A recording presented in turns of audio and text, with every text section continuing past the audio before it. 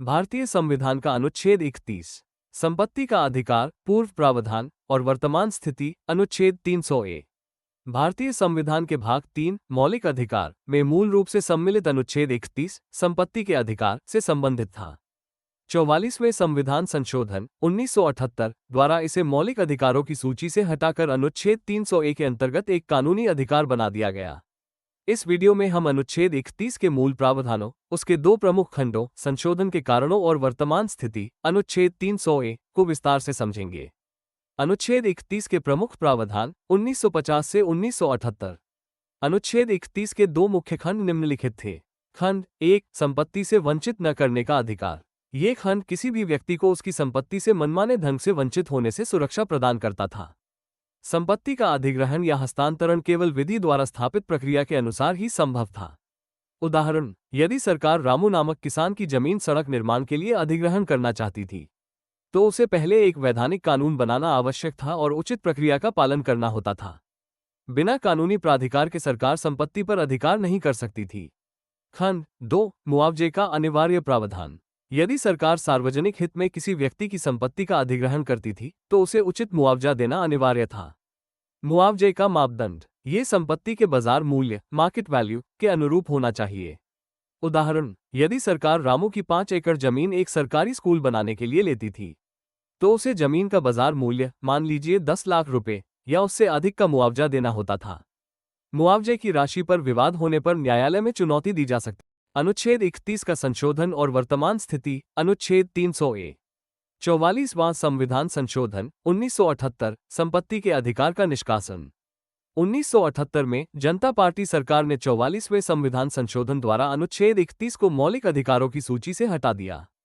इसके कुछ प्रावधानों को अनुच्छेद 300 भाग 12 में स्थानांतरित कर दिया गया, जो अब एक संवैधानिक कानूनी अधिकार है, न कि मौलिक अधिकार। अनुच्छेद 300 वर्तमान प्रावधान। किसी व्यक्ति को उसकी संपत्ति से विधि द्वारा स्थापित प्रक्रिया के अनुसार ही वंचित किया जाएगा। मुख्य परिवर्तन, अब मुआवजे का प्रावधान अनिवार्य नहीं है, हालांकि कानून द्वारा मुआवजा दिया जा सकता है। संपत्ति का अधिकार अब मौलिक अधिकार न होकर एक सामान्य कानूनी अधिकार है।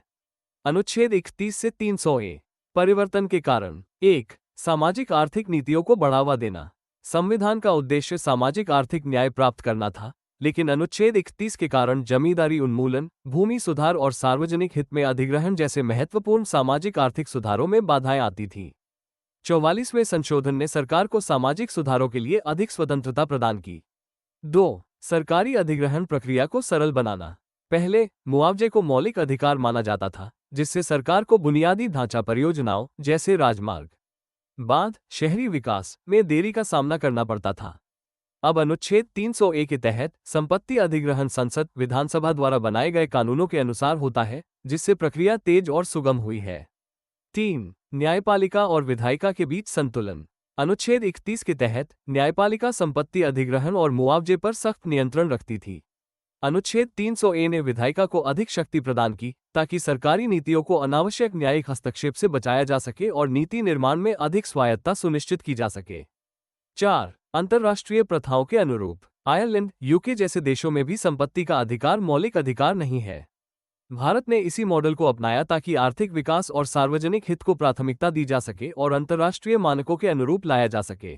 अनुच्छेद 31 और अनुच्छेद 300 के बीच प्रमुख अंतर।